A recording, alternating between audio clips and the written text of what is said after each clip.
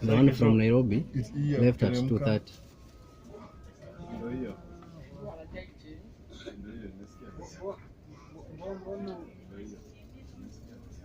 Utasikia tu ndio hiyo.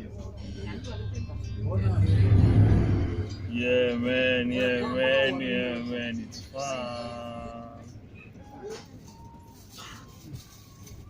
Awesome. Whoa.